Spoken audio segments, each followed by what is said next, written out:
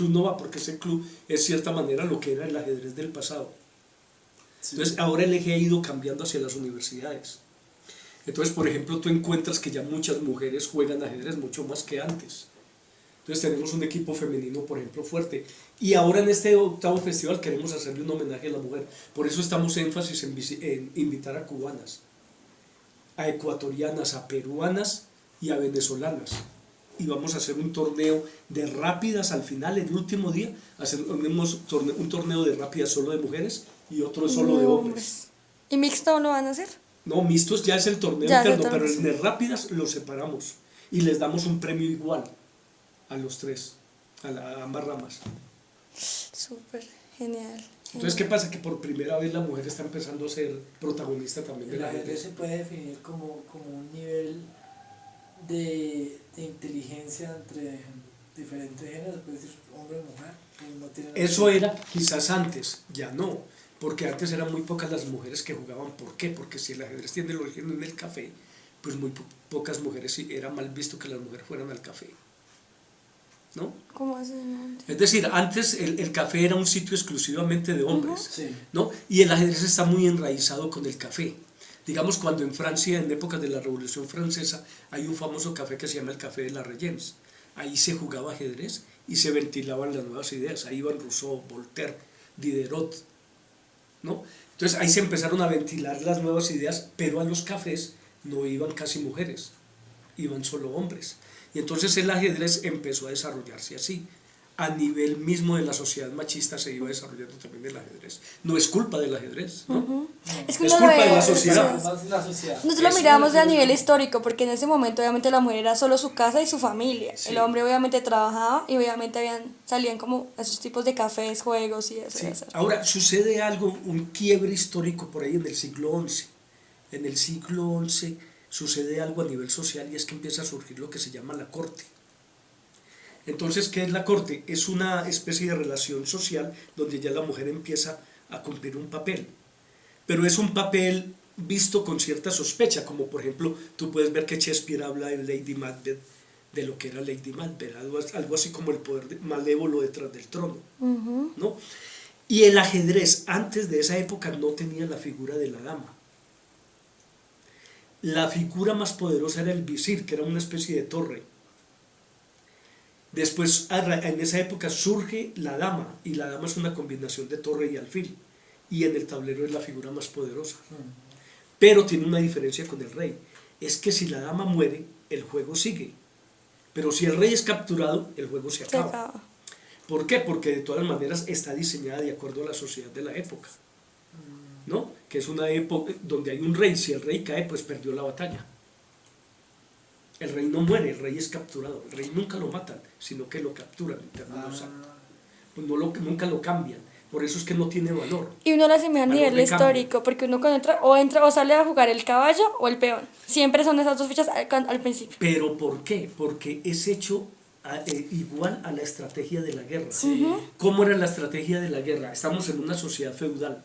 Sabemos que lo más importante es la tierra. Y que en la tierra están adscritos los siervos que trabajan el campo. Al señor le daban un pedazo de tierra y ese pedazo de tierra conllevaba a los campesinos, como si fueran una propiedad ahí inscrita. ¿Qué pasa con esos campesinos? Que esos campesinos en época de paz trabajan la tierra, pero en época de guerra eran la carne de cañón. Y por eso están de primeros, los peones están de primeros. Entonces, ¿qué pasa? La estrategia guerrera era que los campesinos salían con sus lanzas a romper las fuerzas del contrario y no podían devolverse, porque si se devolvían la caballeriza los mataba. Y mira que el peón no se devuelve, en ajedrez el peón no se puede devolver, es la imagen de lo que pasaba en esa guerra. Eso me dice que eso lo trajeron los árabes. Los árabes lo llevan a la península, a la España y a Portugal, a la península ibérica, por ahí más o menos en el siglo IX. Pero yo diría que eso tiene como, no sé, no estoy equivocado en lo que voy a decir, no sé, ¿tendrá una especie de origen francés? No. ¿Por las guerras? No. El origen, como muchas de las cosas que Occidente se apropia, son orientales, como el papel, como la pólvora, ¿no? Como la brújula. Muchos de esos inventos están en China y en el Oriente. Ahora, muchos historiadores dicen que el ajedrez, tal como los conocemos hoy en día, el origen es en la India, porque hay un juego muy similar que se llama el chaturanga. Pero ¿qué pasa? Que hay unas sospechas de algunos historiadores, y yo me inclino un poco por eso, de que el ajedrez es de origen persa, porque los persas tienen un tablero similar al del ajedrez, de blancas y de negras, donde el negro es el símbolo de la profundidad, y si es profundidad, es sabiduría. Entonces, el ajedrez está enraizado en todo eso. Y después cuando se lleva a Europa también tiene un símbolo, empiezas a tener un símbolo social. Por ejemplo, si sabes que el alfil es el obispo, el alfil que es la tercera, en inglés es bishop, que es obispo, pero en francés es fou, que es loco. ¿Por qué? Porque el alfil va siempre en diagonal. Como decimos nosotros, es muy atravesado. El alfil es muy atravesado, es como loco, pero en inglés es obispo, representa el clero. Y si ustedes van a la Luis Ángel Arango, allá hay un museo que se llama el Museo Botero, y hay unas esculturas internacionales y unas pinturas que donó Botero.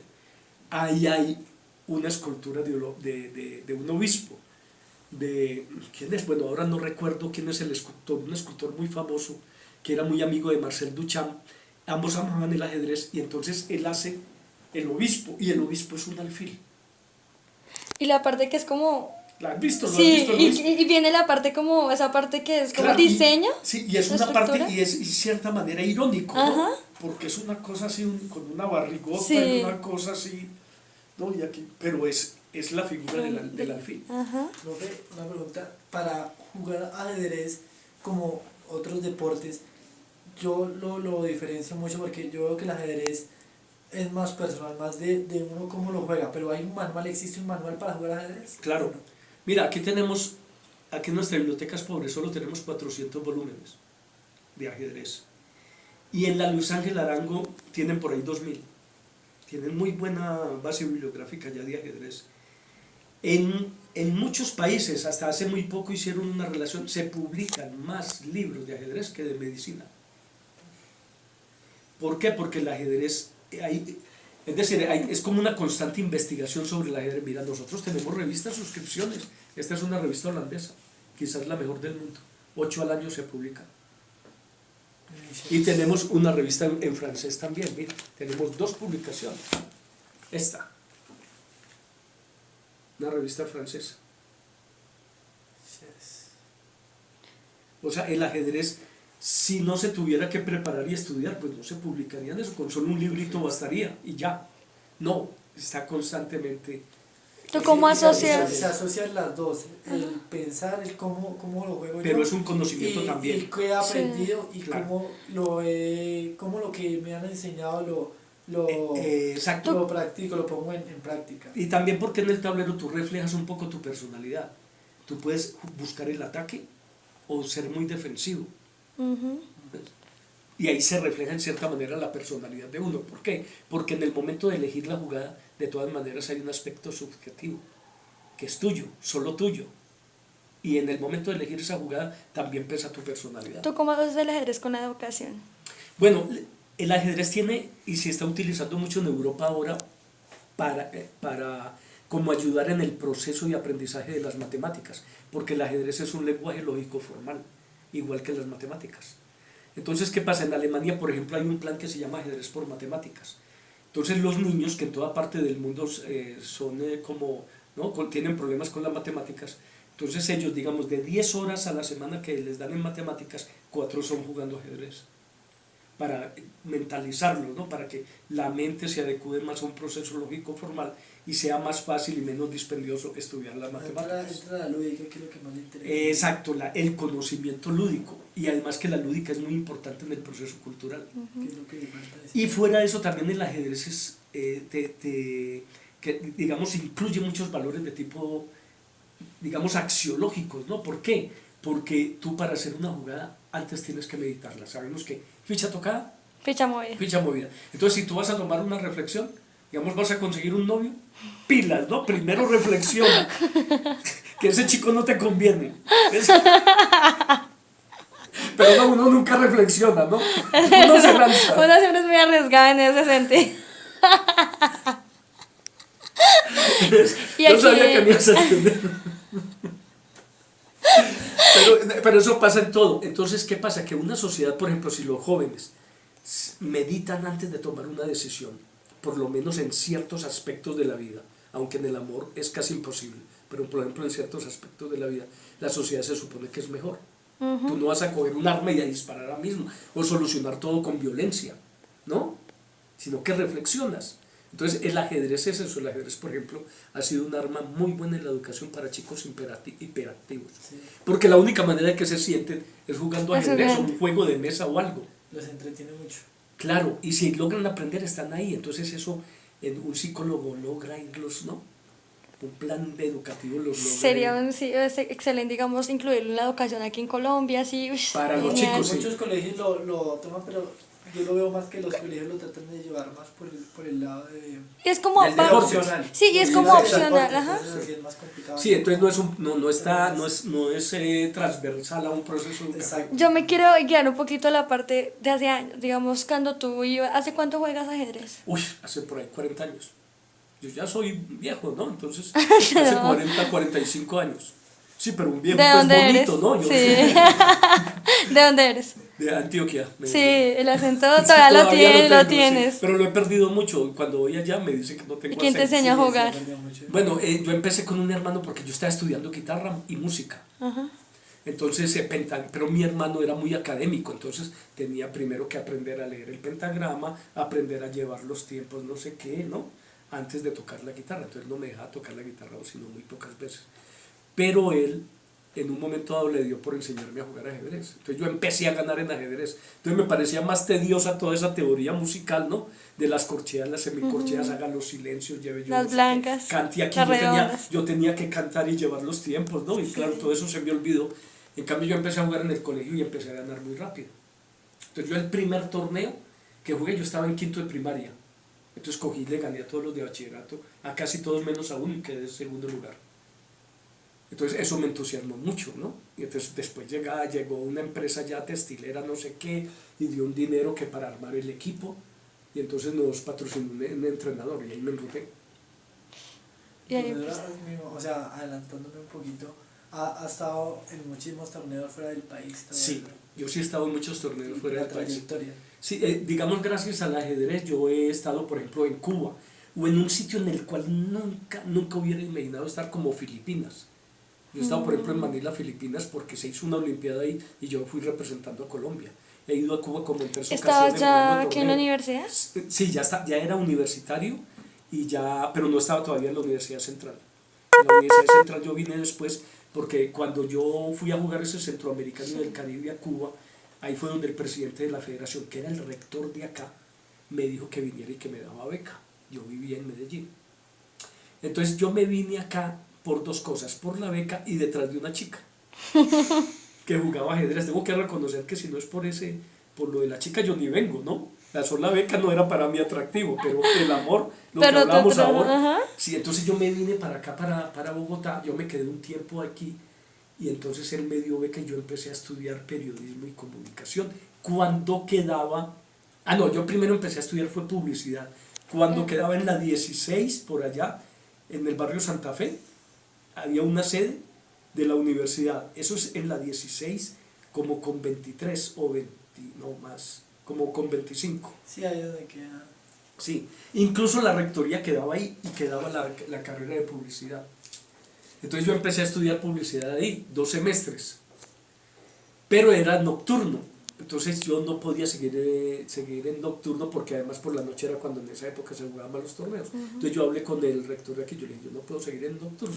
Y él me dijo, acabamos de abrir la carrera de periodismo, tiene como apenas 2 años, no sé qué, o 3, ¿por qué no se pasa para periodismo? Y a mí siempre me había gustado escribir. Y yo dije, periodismo, perfecto. Y yo empecé a estudiar periodismo. Aquí era la sede antes de periodismo. En esta sede. ¿Me puedes Antes hablar un del norte. poquito del maestro Gacharná? Tú... Bueno, Miguel Cuellar Cacharná es un personaje histórico del ajedrez colombiano. Él ganó, ahora no recuerdo cuántos campeonatos nacionales, algo así como 9 o 11.